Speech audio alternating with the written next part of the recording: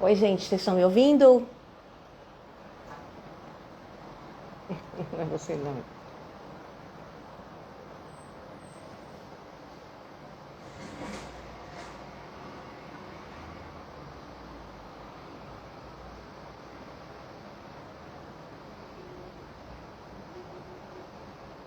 Olá. Oi, Vilda, tudo bom?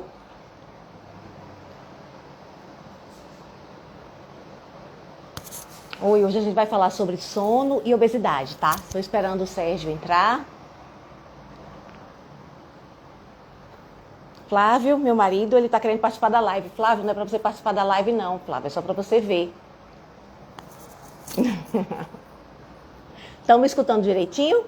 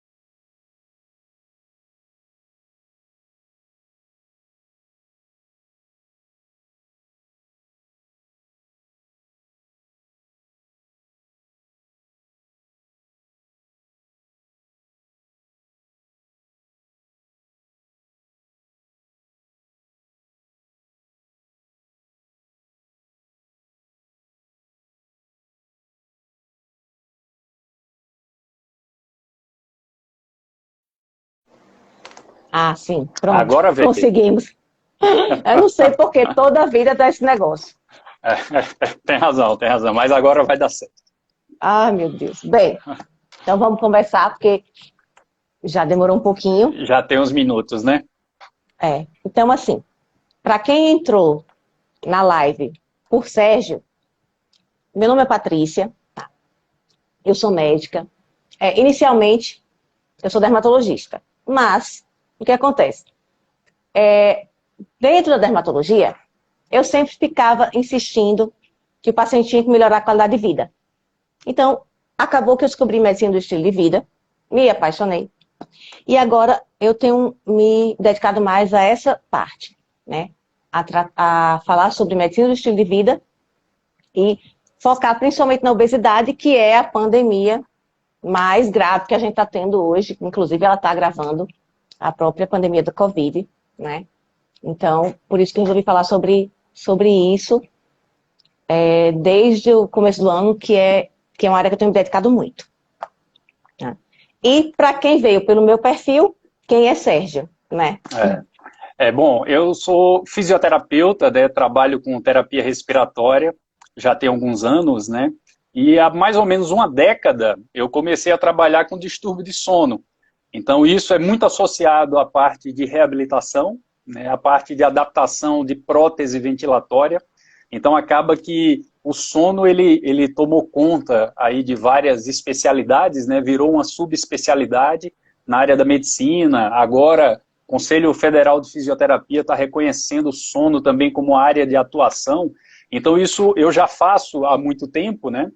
E por vezes a gente percebe uma ligação muito grande, né, entre o distúrbio de sono, obesidade, distúrbio de sono, problema hormonal, distúrbio de sono, doença cardíaca, né? Então acaba que envolve muito, é multidisciplinar, né? O sono hoje é multidisciplinar. E eu comecei a trabalhar nisso e até então, assim, já faz mais de 10 anos que eu trabalho nesse segmento, né?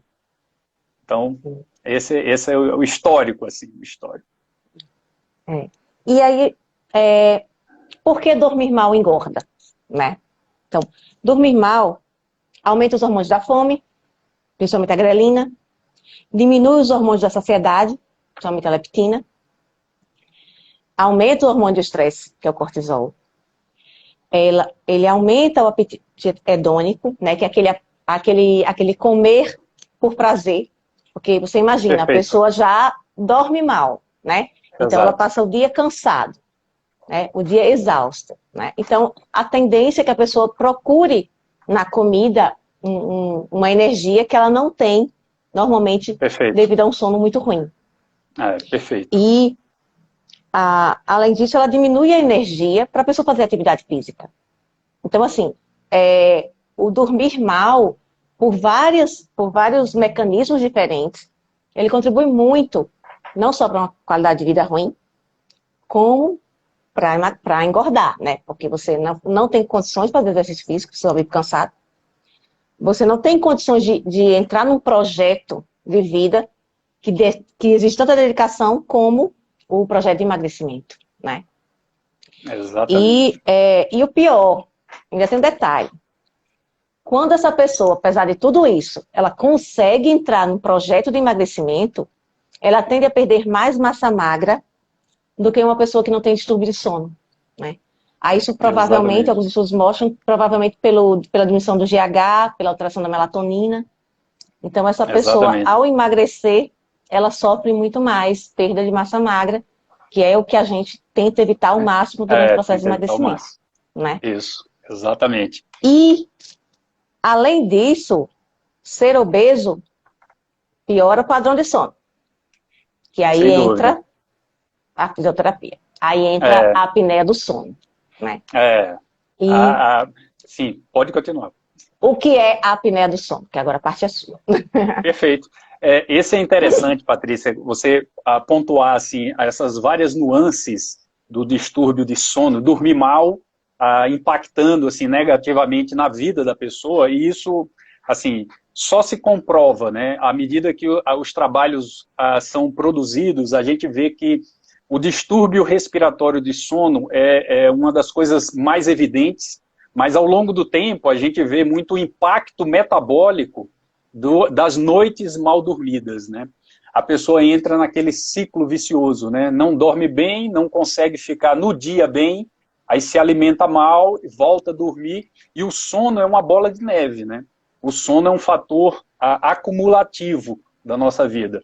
Então, se a gente dorme mal à noite, a gente fica devendo aquela qualidade de sono, aquele sono bom e se não dorme bem na noite seguinte, isso aí vai se transformando numa bola de neve, né? Do ponto de vista respiratório, para a gente ter uma ideia, a apneia do sono, o maior risco para a apneia do sono é a obesidade. De longe, o maior risco é a obesidade. Por uma causa anatômica, né, a via aérea superior é uma região que não tem uma estrutura rígida para a passagem do ar, né, então a região da orofaringe, né, logo atrás da língua, é uma região que a gente essencialmente só tem músculo e gordura. Então, quando a gente dorme e aprofunda o sono, né, falando em termos neurológicos, assim, a gente passa do sono superficial para o sono profundo.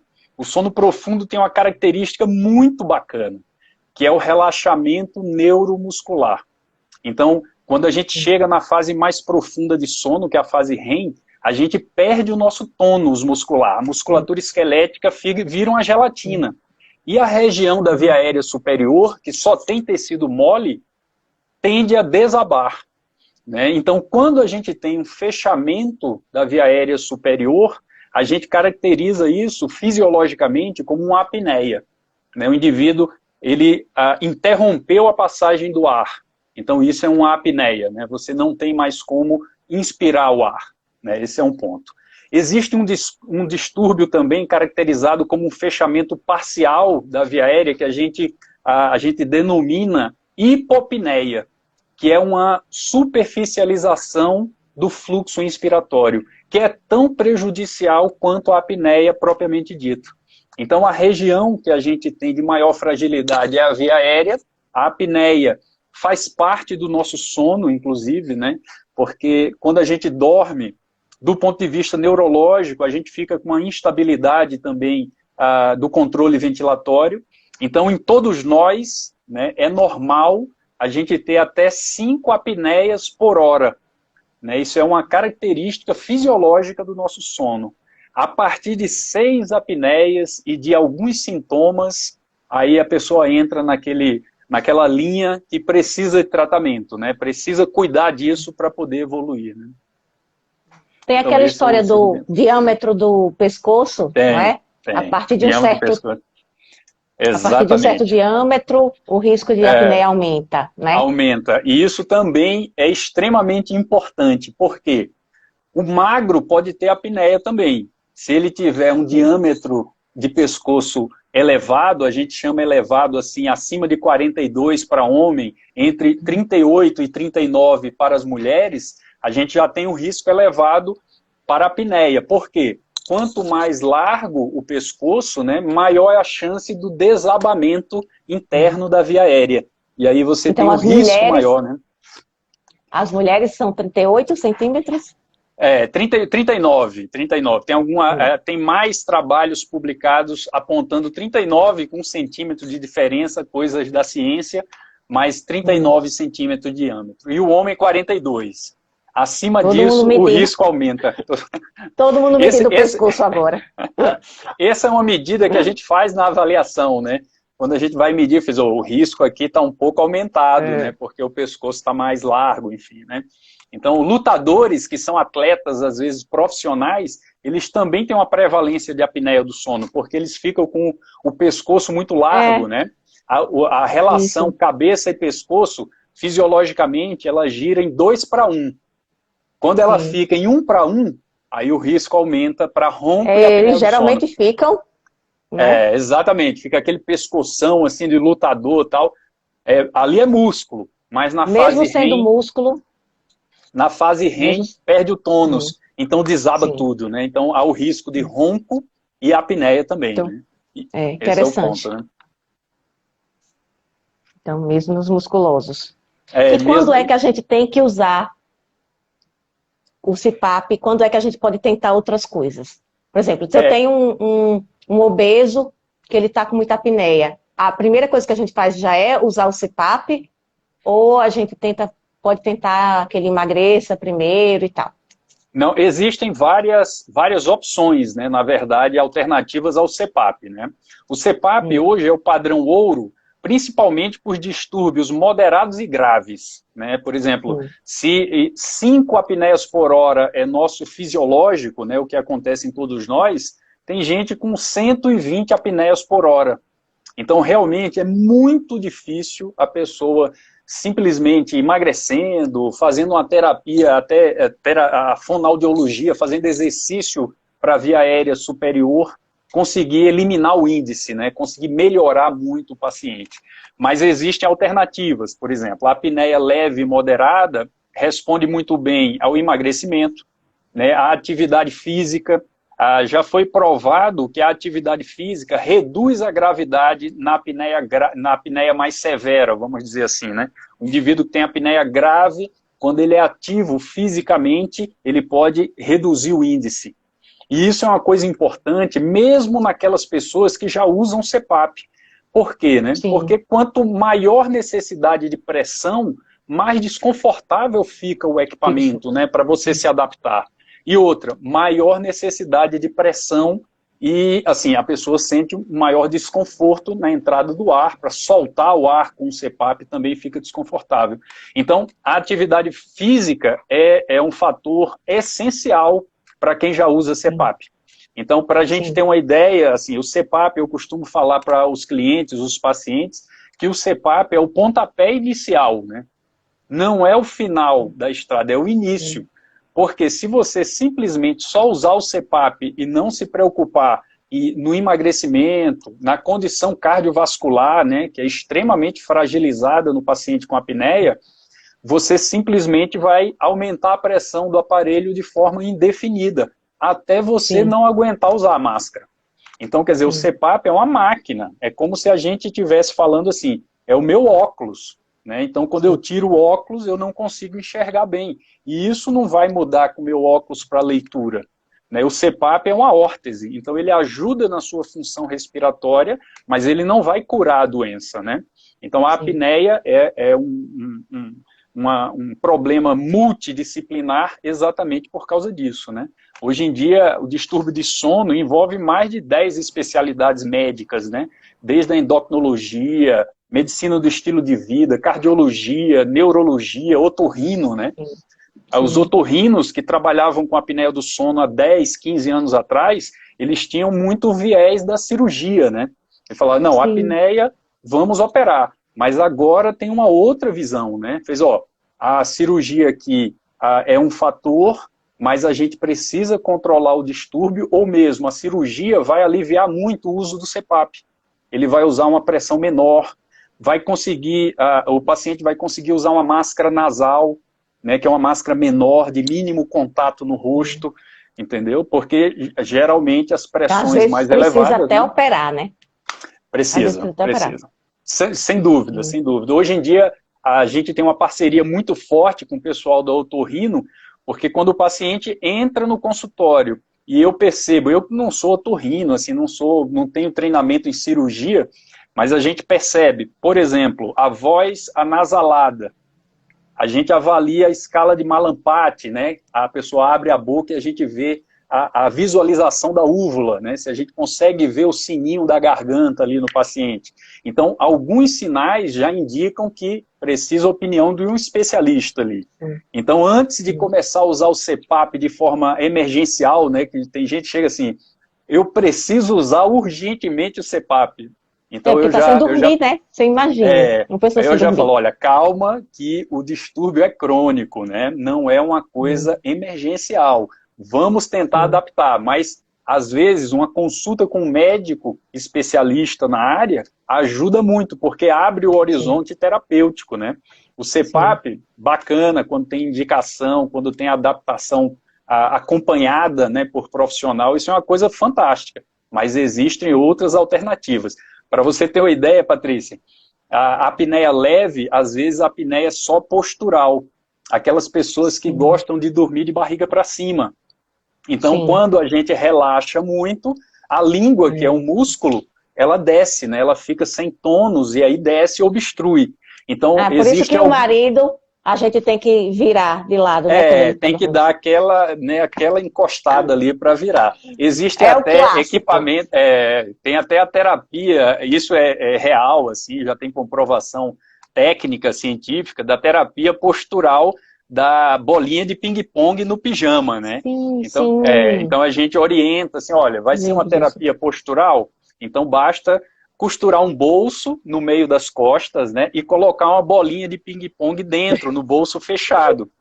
Porque a pessoa começa a dormir de lado Ela e vai ter que dormir de lado. se for na postura de barriga para cima, a bolinha começa a incomodar. E de forma, sem acordar, de forma involuntária, a pessoa Ela vira. superficializa o sono e vira. E já Né? vira. Então, É. e já Aí não vira. precisa da mulher, da esposa para virar, né? Quando ele começa a Exatamente, roncar. exatamente. Tem uns sites Ó, americanos que vendem até cintas que tem uma barbatana de tubarão nas costas, né? Então a pessoa ah, dorme para não virar de maneira alguma de barriga para cima, né? Fica uma coisa bem interessante. isso pode salvar alguns casamentos, hein, gente? Pode, pode, pode. É uma das causas de casal dormir em quarto separado é o ronco, né? Que a É. priori parece uma coisa social, mas o ronco ele tem um efeito fisiopatológico muito importante. O ronco, só em a pessoa roncar, como a gente, por exemplo, quando a gente dorme, a gente fecha os olhos e o estímulo visual desaparece, né? O estímulo luminoso desaparece. Mas a orelha, ela não fecha quando a gente dorme. Então, o ronco, o próprio roncador, ele fragmenta o próprio sono. Qual o problema disso, né? A fragmentação do sono, Patrícia, essa saída rápida dos estágios de sono profundo para sono superficial, elas causam um estresse cardiovascular. Então, há uma ativação do sistema nervoso simpático, que é responsável aí pelas situações de estresse, né, de luta ou fuga, e o roncador desperta isso, quando ele vai fragmentando o sono. Então, Então, isso é muito um problema importante. sério. Tanto para o roncador, ele mesmo escuta seu ronco, como para quem está do lado. Quem está do né? lado sofre muito, né? Eu já recebi vários casais onde as esposas, que a apneia é mais prevalente no homem, né? As esposas têm deficiência auditiva do lado que o marido dorme, porque ela começa a ficar insensível ao ronco, porque ela começa a ter lesão do Perder a audição. tímpano, né? Perder a audição. Então isso aí não é raro, né? Então você fala, a senhora não percebe? Não, eu durmo de qualquer jeito. Então às vezes ela já está naquele ouvido ali do lado do marido, já está com perda auditiva, né? Esse é um ponto importante. E o próprio roncador também pode ter perda auditiva? Também. A gente tem vários casos assim, né? Ele fala, eu estou ficando surdo, né? Alguns pacientes já acima dos seus 70, 75 anos, ele fala, ele começou a perder a audição e a gente não sabe o motivo. E quando chega para tratar a apneia, na polissonografia tem roncos de alta intensidade, duradouros, durante todas as fases, né? Quer dizer, o paciente ele já está num acúmulo de sono ali, as noites mal dormidas, que ele ronca em todas as fases do sono, né? Ele começa a cochilar e já relaxa. Isso é uma característica também de quem está privado de sono, né? Quer dizer, você fecha os olhos, já faz um sono profundo, muito relaxado, já começa a roncar. Isso aí é porque há necessidade de sono, né? O sono sempre cobra o preço, né? Não tem jeito. Sim.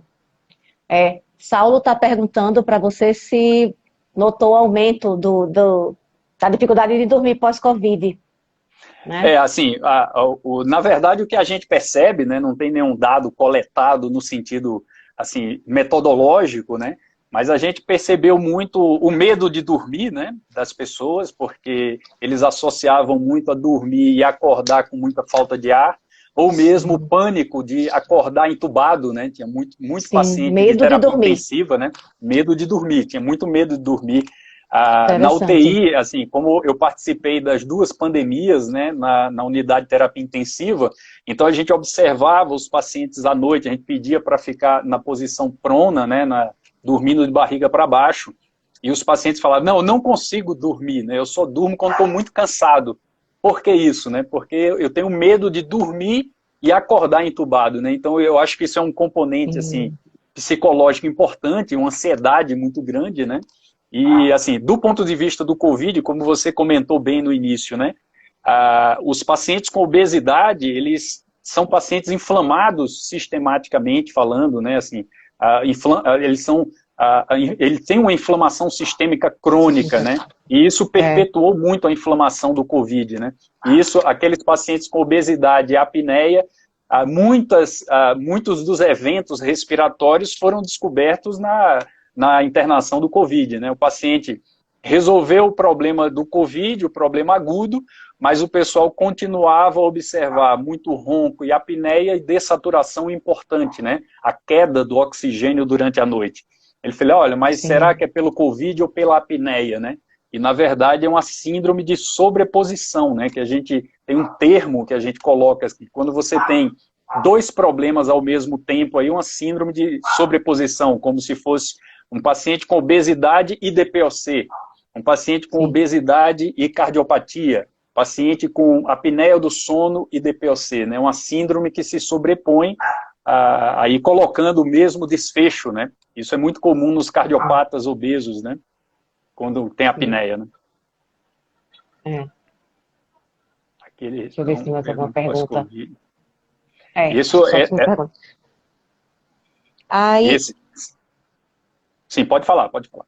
Sim, então eu acho que uma coisa importante é essa história do ronco, né? Muita gente negligencia o ronco, né? É porque associa muito a um problema social, né? Esse é o ponto. Sim. Então, aí eles falam chato. o ronco... então eu recebo... Exatamente, principalmente em viagem, não é uma coisa né? chata.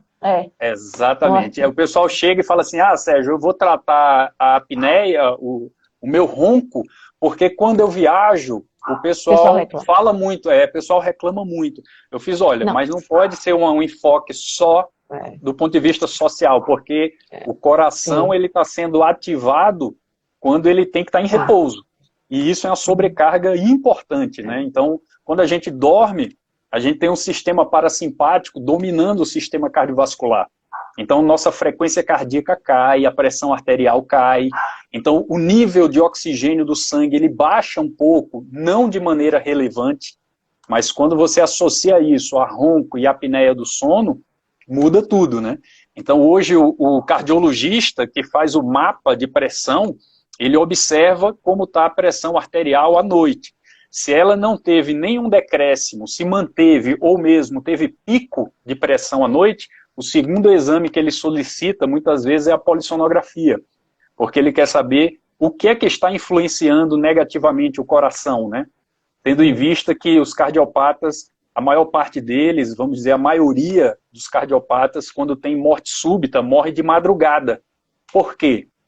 Porque é a fase onde a gente faz o REM, né, o sono profundo, com maior duração. Então é aquele relaxamento muito forte, o nível de oxigenação cai, o coração sofre e a pessoa não acorda, né? A pessoa infarta ali mesmo.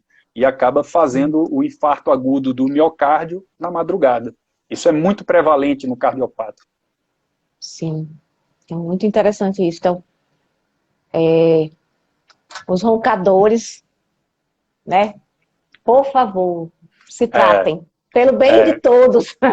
Exatamente. Esse é um ponto interessante, assim, o roncador, ele, quando dorme sozinho, ele nem tem apneia, nem ronca, né? Quando a gente pergunta, o senhor ronca? Não, ninguém nunca reclamou, né? Eu durmo só. Agora, quem dorme acompanhado tem uma testemunha, né? E a testemunha do evento respiratório à noite é muito importante, porque a pessoa fica tensa, né? Até tem gente que fala assim, olha, quando eu não escuto ronco, eu acordo. Pensa que morreu. Pensa que não vai voltar, cadê? Aí mexe para voltar a roncar, né? Porque a testemunha da apneia é a pessoa mais preocupada que está ali naquele momento, porque o roncador está dormindo, né? Uma característica do sono é a inconsciência. Ele está inconsciente. Então, quem está observando fica angustiado, não tem jeito, né? Então, tratar o ronco é importante. Eu tenho sono leve. Então, o meu maior trauma em viagem é barulho, né? Então, quando eu vou viajar com uma pessoa que eu não conheço, ou que eu nunca dormi com ela, né? Uma amiga, né? Às vezes você vai para congresso, a gente vai muito para congresso com uma amiga que é você nunca dormiu com ela, né? Sim, sim, sim, sim, sim, sim. Então, eu tenho muito medo, muito medo. Teve uma época que eu ia muito para Brasília Sim, sim, fazer, sim. fazer uns congressos, né, do trabalho e a minha companheira de quarto, às vezes eu não conhecia. Entendi. Muitas vezes eu não consegui dormir. Muitas vezes. E são mulheres. Eu fico Sim, imaginando quando é homem, né, que é mais é, prevalente. Então, é, imagine a quantidade de é, roncadores que tem por é, aí, né? Porque se mulher, eu tinha esse problema, e mulheres jovens, né? Isso é Então, interessante nas mulheres, né? Porque não é comum a mulher jovem ser uma roncadora.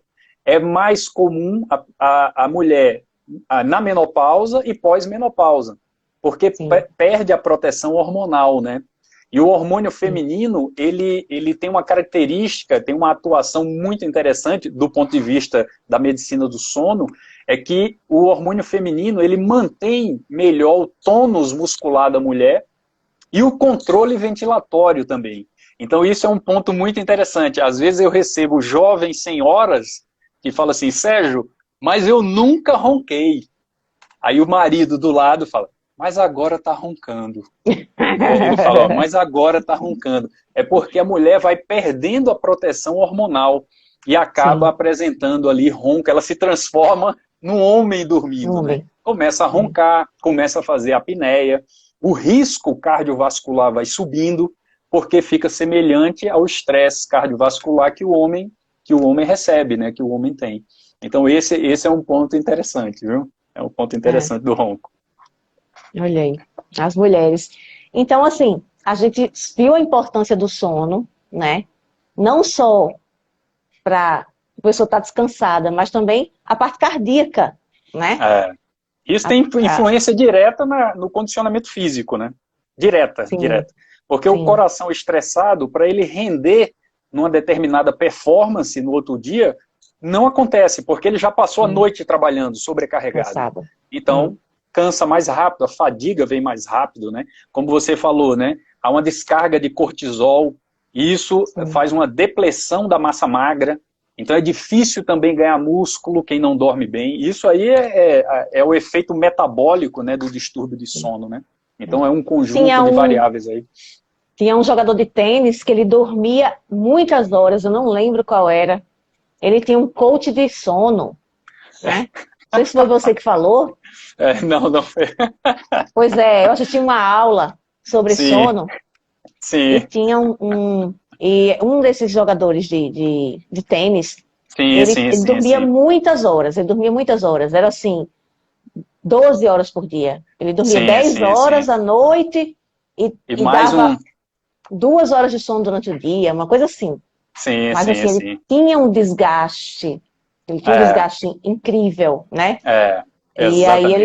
ele dormia bastante, fazia parte do tratamento, né? Mas esse é um Ah, ponto, né? Até porque a é, turma às vezes não sabe. Hoje em dia a gente não sabe muito bem para que serve o sono, né? Fisiologicamente falando, né? O pessoal sim. associa muito assim, reposição Perda de tempo. energética.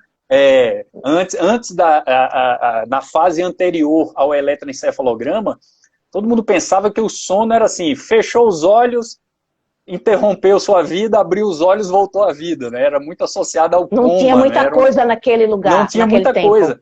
Mas hoje, Patrícia, a gente já sabe, do ponto de vista neurológico, que há necessidade, neurologicamente falando, Sim, do sono, as fases do sim, sono, né? E como sim, o sono é um estado de inconsciência, é como se a sim. cabeça da gente resolvesse os problemas sem a nossa participação. Né? Então, tem coisas que tem que acontecer à noite que só acontece se a gente estiver dormindo. Por isso que hoje em dia, assim, a pessoa fala assim, tem que dormir? Tem que dormir. Criança tem que dormir cedo. Por quê? Porque o aprendizado, ele acontece na primeira fase da noite.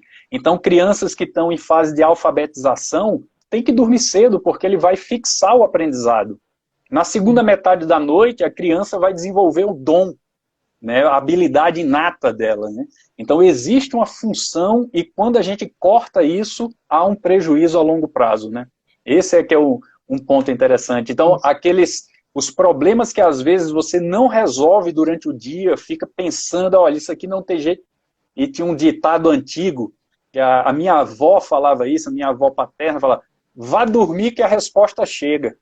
E isso é verdade, na verdade, porque você vai dormir, para a gente ter uma ideia, quando a gente está na fase de relaxamento mais intensa do nosso corpo, a parte neuromuscular, a nossa cabeça está trabalhando como se a gente estivesse dirigindo um carro, né? Então, quer dizer, a atividade elétrica cerebral é muito alta na fase REM. Por isso que é chamado de sono paradoxal, né? Quando você está mais relaxado, sua cabeça está mais ativa.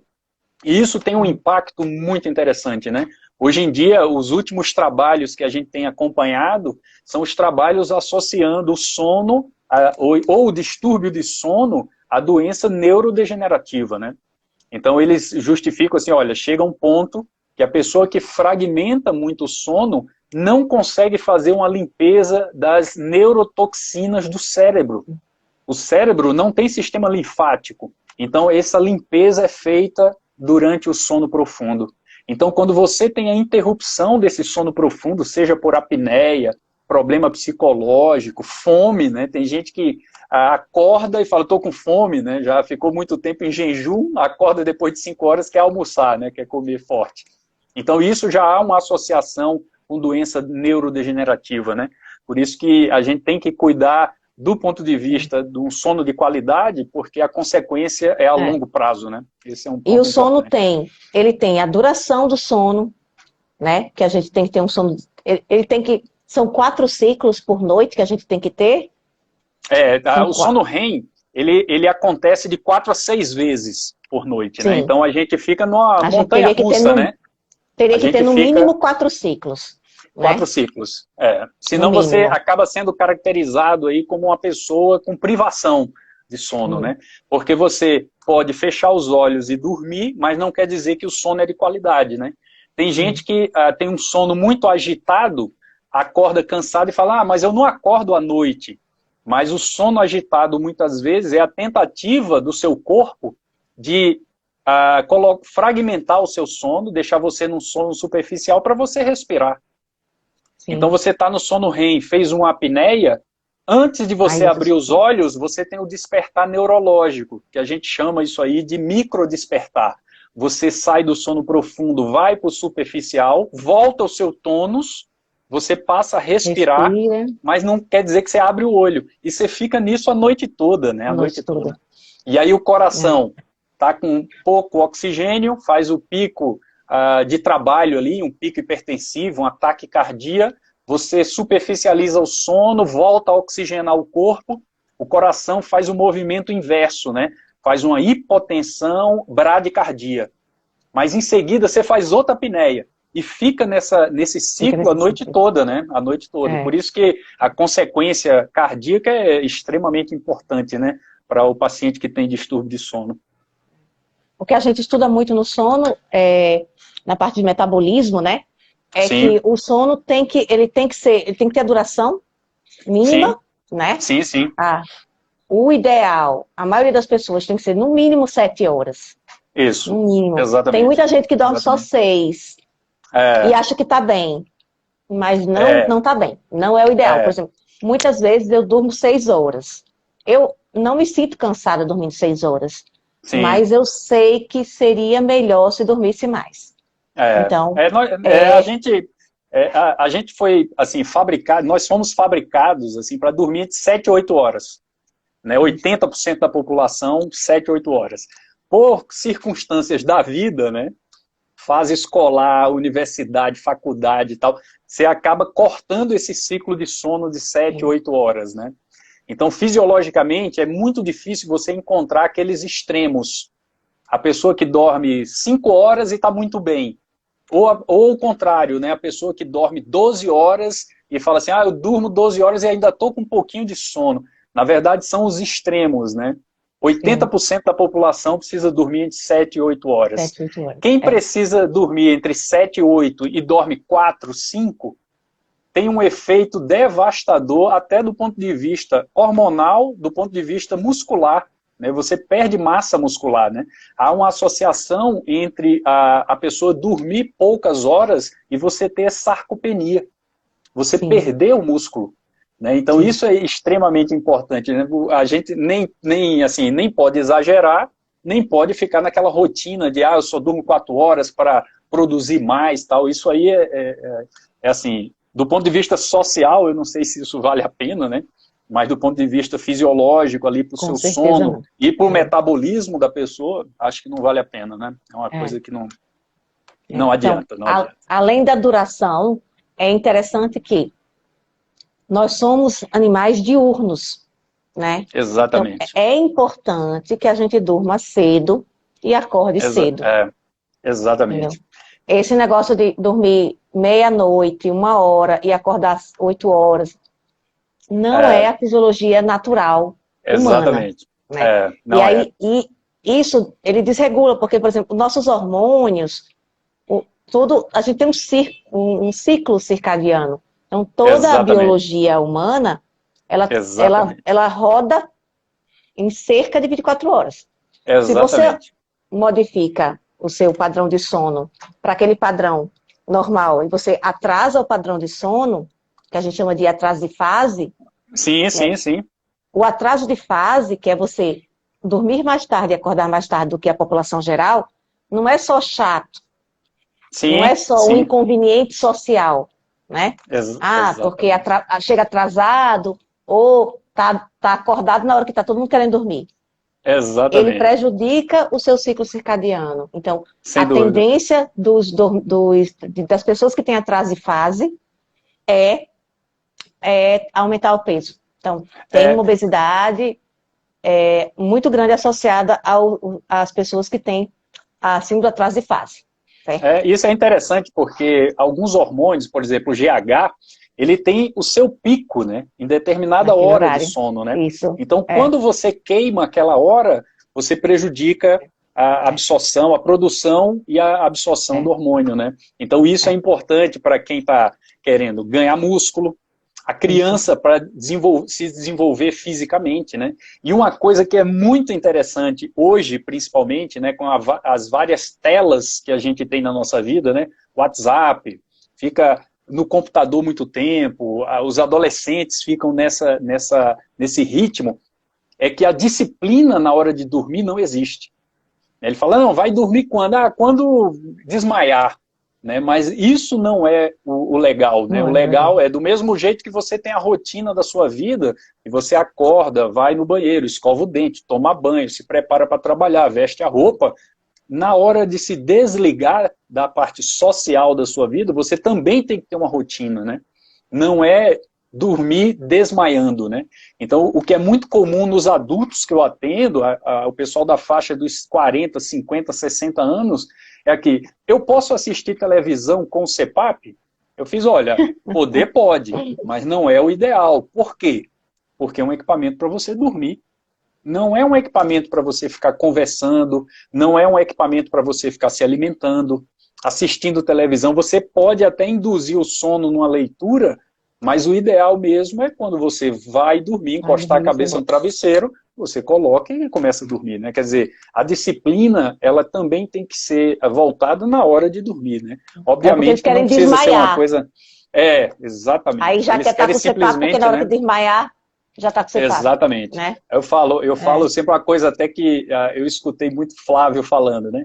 Olha, vamos desligar as telas. Desligue as telas à noite, né? E isso é uma coisa extremamente importante, né? Porque o estímulo luminoso, ele não deixa você dormir, né? E às vezes a pessoa fica bocejando e fala assim, eu tô com sono, tô bocejando. O bocejo, na verdade, é uma tentativa para você não dormir. Ativar a musculatura do rosto para você despertar, na verdade. Então, o bocejo já é um sinal que você já está acabado, né? Que você está tentando Não é para esperar ficar bocejar para ir dormir. Exatamente. Não é para ficar cambaleando para ir dormir, né? Você tem que ter o seu horário normalmente, né? Não pode ser uma coisa também... Chega no final de semana, tem sua diversão, tem sua rotina, vai sair, vai fazer isso, perfeito. Mas o dia a dia, o feijão com arroz, né, tem que ter uma ordem ali, né? senão desregula tudo, né? Desregula. Não, eu tinha muita dificuldade para dormir. E meu marido, não, né? Flávio, que é irmão dele. Meu irmão. Ele não, ele dorme cedo e acorda cedo. Sim, sim, e eu sim. não conseguia dormir cedo, né? Eu tinha muita dificuldade para dormir cedo. E, consequentemente, para acordar. Aí, então, foi o que eu fiz. Eu disse, eu vou ter que dar um jeito, porque está desregulado. Ele dorme cedo e eu fico lá, acordada. Exatamente. Né? E aí, eu comecei a fazer exercício pela manhã. Então, o que acontecia? Eu ia dormindo mesmo. Até hoje, inclusive, eu vou dormindo para o exercício. Sim. Então, eu botava o despertador, eu tinha dormido muito tarde, mas eu colocava o despertador e ia. O despertador tocou, o professor está esperando, tem que descer, eu descia para jogar beach tennis. E fui fazendo isso. Olha, milagre. Hoje em dia, meu sono melhorou 200%. Eu durmo muito mais cedo, muito mais cedo. Então, eu parei de fazer o beach tennis, mas eu continuo fazendo exercício pela manhã.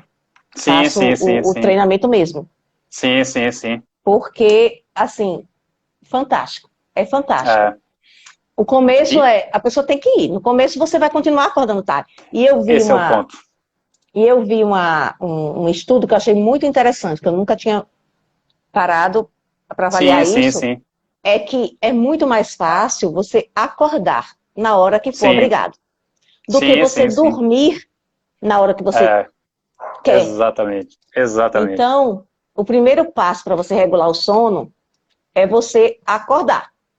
Exatamente. Você acorda na hora que tem que acordar. E aí, automaticamente, você vai fazendo toda a higiene do sono, né? Desliga a vai tela. Se preparando ali, né? Evita cafeína, se você for sensível. Já faz aquele ritual de relaxamento, um banho. Né? Tenta fazer todo um ritual de relaxamento para tentar dormir mais cedo. No começo você até não consegue, mas vai insistindo no ritual do relaxamento e acordar. Tem que perseverar. Porque a mudança é uma mudança, Patrícia, não é uma mudança só social, é uma mudança metabólica. Então não acontece de uma hora para outra, né? Isso. Como você falar, eu vou começar a fazer isso hoje, amanhã eu quero ver minha pressão arterial baixa. Não tem condição disso. Então você tem que começar a perseverar, como tudo no início, a sua mudança de rotina é desconfortável, mas à medida que o tempo vai passando, você persevera e vai ter o resultado.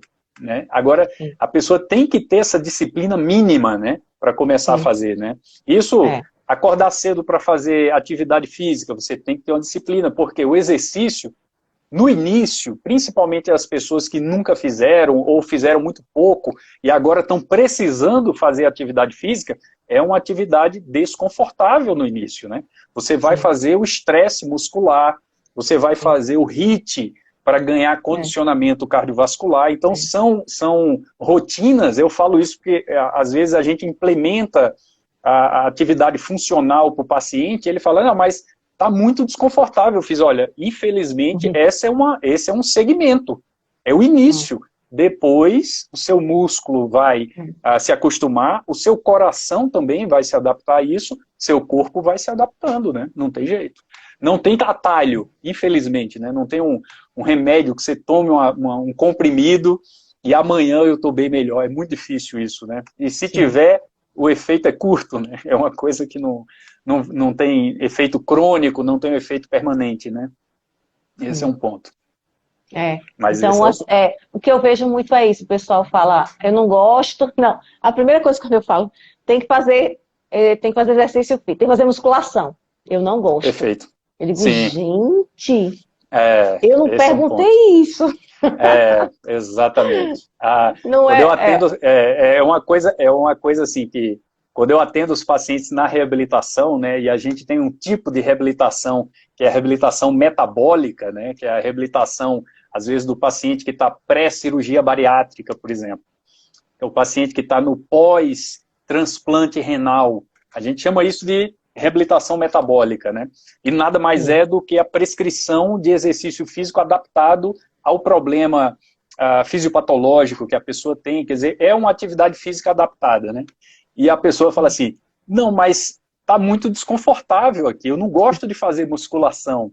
Eu fiz, olha, e aqui, infelizmente, você vem para sofrer, Você não vem para a gente ficar na boa, conversando, tal, não.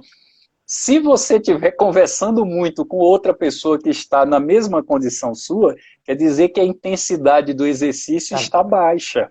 Então, o mesmo conceito que a gente tem para o saudável, a gente plota esse conceito para o paciente. O cardiopata, o pneumopata, ele fala assim, Sérgio, eu venho para cá e fico cansado depois da bicicleta ergométrica, ou depois de levantar o peso. Eu fiz, rapaz, ainda bem, né? Porque o objetivo aqui é estressar o músculo. Sim. E depois? Depois é repouso, alimentação, hidratação e sono. Então não tem como fugir disso, né? Não tem como a gente dar uma outra fórmula para você. Então aqui eu estou dando estímulo para o músculo. O músculo, ele vai ganhar o seu trofismo, né? Ele vai ganhar a condição muscular dele, o ganho muscular é no repouso. Então eu dou o estímulo, e você se alimentando bem, se hidratando e repousando, o seu músculo tende a responder, né? Obviamente com as características, né, de cada um. Uma das coisas que o pessoal pergunta muito pra gente que faz nutrologia e método de vida, essas coisas. O que é que eu faço para meu treino render mais? Durma. Essa é uma das principais coisas. Tem que dormir. Tanto para você treinar melhor, porque você vai estar mais disposto, quanto para o músculo poder se regenerar, né? Para você poder ter, senão você não vai... Né? E as fases do sono tem também essa característica, né? Quando você perde o tônus na fase REM, na fase de maior relaxamento, você vai fazer 6 eventos durante a noite. Sim. E eles aumentam o tempo à medida que a noite avança. Então, o primeiro relaxamento muscular na fase REM é um tempo curto, depois de 1h30 que você fechou os olhos. Então, quer dizer, para você obedecer as 6 fases ali, você tem que ter um tempo de sono. Porque se você não tiver o tempo de sono, você queima as fases do sono, né? Não vai dar tempo, então você acaba tendo um sono de baixa qualidade, né? Esse é um ponto interessante também. Então, uma das meninas está falando aqui que está tentando parar o Zolpidem, né? O Zolpidem não pode ser usado de longo prazo, né? O Zolpidem é uma medicação muito eficaz para o sono, mas é para tempo curto, né? E geralmente assim, é pós-operatório, que a pessoa está com muita dor, aí tem dificuldade para dormir, é jet lag, é alguma coisa assim. Sim. O Zolpidem, uma insônia, né? Um transtorno de estresse pós-traumático, uma coisa curta. Não pode ficar usando Zolpidem cronicamente, não. Ele tem efeitos muito deletérios para memória e tudo. E assim, uma coisa que eu acho que o sono, uma das coisas que a gente dificulta muito o sono com a idade também, é assim, tem que cansar o corpo, né? Assim, se você não faz nada o dia inteiro, você não dorme também. Né? E tem o efeito... cansa. Perfeito. E é aquela coisa, né, Patrícia? À medida que a gente vai envelhecendo, a gente vai perdendo a capacidade de fazer o sono REM. Então a gente vai perdendo o sono profundo. Em algum momento a gente fica com sono muito leve. Então é caiu ali uma pena, a pessoa desperta. Por quê? Já está numa fase de despertar muito aguda. Então a gente perde isso. Outra coisa que contribui bastante para a fragmentação noturna são os cochilos durante o dia. Né? A pessoa que, se você não faz nada, a tendência é você, quando parar, você relaxa e tem o cochilo. Tem o cochilo. O idoso tem muito isso, né? Porque o idoso dorme pouco. Porque às vezes ele passa o dia cochilando, assiste uma televisão, e aí cochila na televisão. Aí vai para a cadeira, vai ler alguma coisa, cochila na leitura. Eu vou dar uma dormidinha depois do almoço, que é normal, mas aí dorme de novo. Então a pessoa fala assim, rapaz, eu não consigo dormir bem à noite, mas pô, passou o dia tendo cochilo, né, cochilando, enfim, e você acaba perdendo isso, até porque nas 24 horas a gente tem de 7 a 8 horas de sono. Se você já dormiu 3, 4 horas durante o dia, você à noite não vai ter essa necessidade de dormir. Então seu sono, por mais que você esteja deitado, tudo escuro e tal, você fica fragmentando o sono e despertando, né? À medida que a noite passa, e aí acaba sendo um fator de redução na qualidade de vida, vamos dizer assim. Porque ele fala assim, rapaz, eu passo a noite me mexendo, durante o dia eu dou uns cochilos, não tenho disposição para atividade física, e aí fica nesse ciclo vicioso, né? Dorme muito durante o dia, não tem muito sono durante a noite, né? Esse é um ponto interessante. Ou aquelas pessoas que falam assim, eu durmo muito, eu durmo 8 horas e de dia, depois do almoço, eu tenho que dormir mais 4 horas. Eu falei, não, peraí, você dorme 8 horas, depois você dorme mais 4, depois você mais uma. Em 24 horas você está dormindo 15 horas, né? Não dá, ué. Isso aí tem alguma coisa que não está correta. Coisa errada.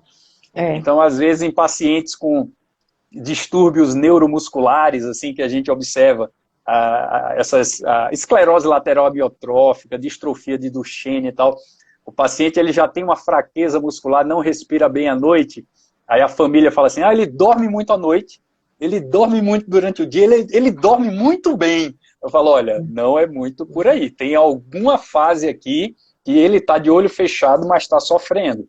Né? Então é por isso que é interessante identificar o tipo de distúrbio, né?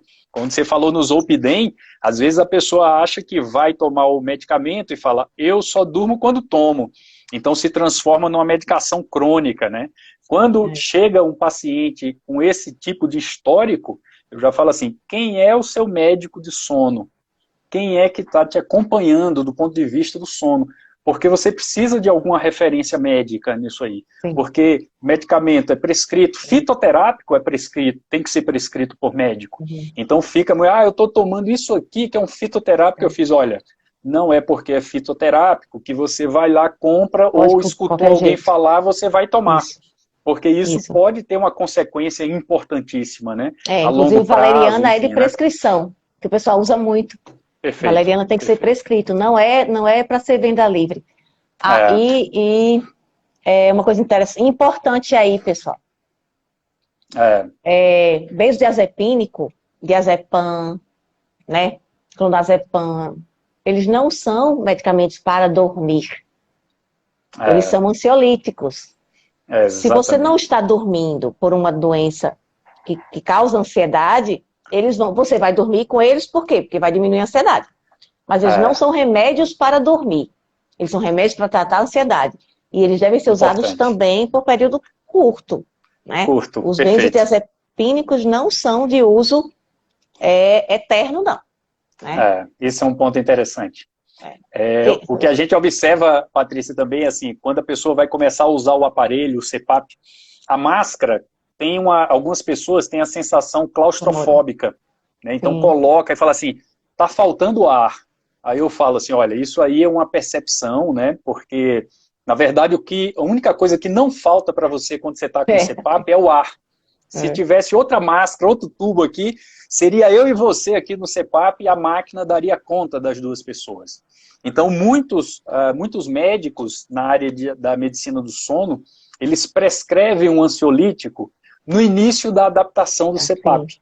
Sim. Porque a pessoa fica tão ansiosa com o uso da máscara que entra em pânico.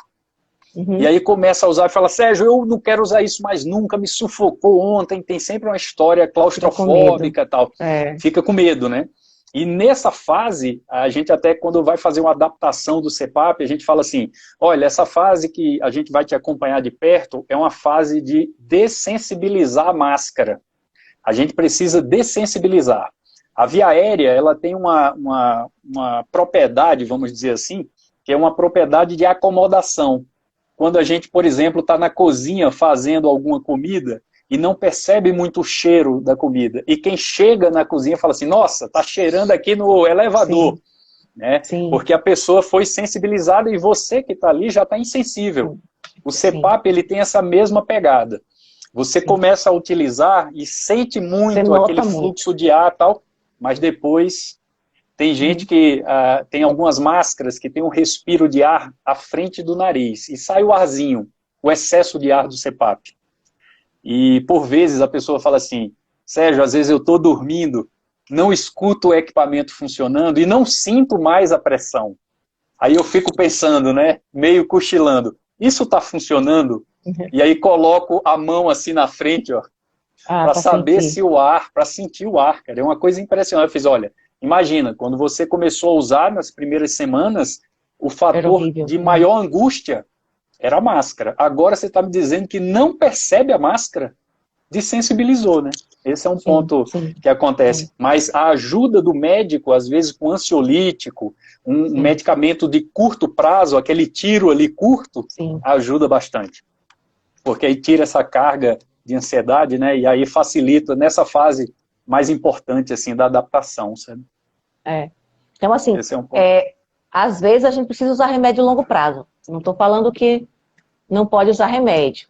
Mas o Zolpidem não é para uso prolongado e os benzodiazepínicos não são medicamentos para dormir.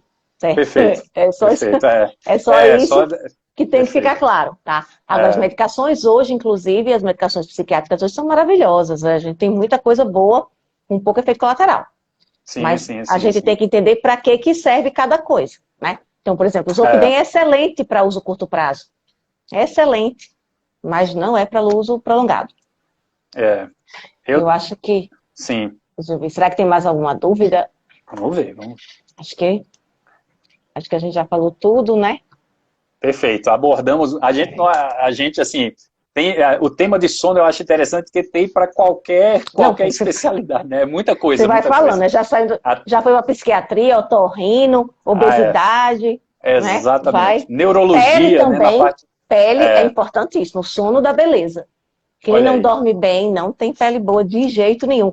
E a olheira, que fica terrível. A olheira, né? Isso até eu percebo, né? Eu que às vezes acompanho a pessoa naqueles 3 primeiros meses do equipamento, e a pessoa, quando volta, depois de noites bem dormidas, é outra pessoa.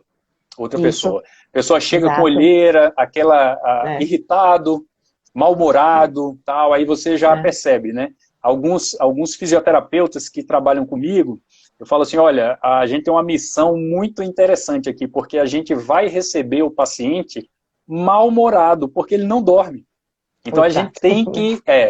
Quando a gente vê que o paciente se adaptou bem à órtese, mudou o estilo de vida, passou a se alimentar melhor, atividade física, quando a gente encontra essa pessoa depois de 1, 2 meses, é uma outra pessoa. É uma outra fisionomia completamente tranquila, né? É o hábito, às vezes, que muda, né? Que a pessoa fala assim, Sérgio, o dia agora eu percebo mais as cores do céu. Eu percebo que o céu é mais azul agora do que era antes. Então esse é um ponto muito interessante, assim, que é um relato que você, é como se você tivesse o feedback, assim, falando, nossa, ainda bem que perseverou, ainda bem que compreendeu que o princípio ativo é ele, né? O princípio ativo é o próprio paciente, né? Porque, imagina, eu costumo falar que a pessoa que tem que usar uma órtese, seja ela ortopédica, ocular, respiratória, se o adulto não quiser, não adianta a família estar junto. Às vezes eu recebo pessoas assim que vêm com filho, esposa, vem o neto, e falam, não, você tem que usar porque já infartou, e se não usar vai fazer outro infarto, a apneia. Eu fiz, olha, a gente tem que colocar as cartas na mesa da seguinte forma, se ele não quiser, não tem jeito, né? Porque ele até usa para vocês não ficarem perturbando ele. Mas depois de tantas horas, ele vai lá e desliga e tira o equipamento. Então, se o princípio ativo não tiver essa perseverança, essa força de vontade, não adianta. Não adianta porque, no fundo, não quer mudar, né? Aí, esse é um ponto, né? Esse é um ponto. Aí... Exato. Então, eu acho que a gente já falou tudo que tinha para falar. Beleza. Não falou, na verdade, né? Mas a gente tem que acabar 1 hora, né? Tem que encerrar 1 hora. Podemos até fazer outra, né? Mas é muito interessante. Não, tem alguns temas, Patrícia, que a gente assim fala. O impacto do sono na reabilitação cardiovascular. O impacto do sono, cirurgia bariátrica, o impacto do sono na endocrinologia. Então tem muito tema interessante, porque, na verdade, o sono permeia tudo, né? Então, tudo, isso. Fica uma coisa bacana. É um assunto que tem horas aí de conversa, né? Isso. Esse é o ponto. Então, Muito obrigada a quem assistiu a live. Beleza, foi massa. Muito obrigada, Sérgio, por ter Eu que aceitado o meu agradeço, eu convite. que agradeço. Eu que agradeço, foi bom demais, bom demais. E pode ser que a gente faça outras depois. Beleza. Gente, muito obrigada por tudo. Obrigada, Sérgio. Vou tentar deixar salva a live demais. se o Instagram não Tá fizer nenhuma restrição, pane né? aqui. Não der nenhuma pane aqui. Tchau. Perfeito, valeu. Agradeço Tchau. muito. Tchau, tchau. Um abraço. Tchau, tchau.